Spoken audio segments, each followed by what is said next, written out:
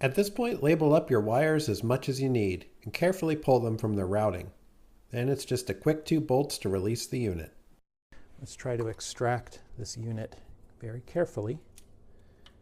Kind of watch where it goes. There we go. Look at that. Over to the bench we go.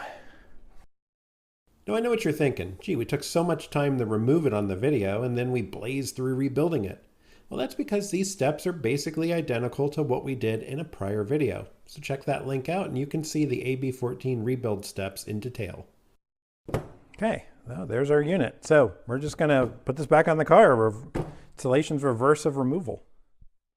In this case, refitting is indeed the reverse of removal. So we'll speed up again here.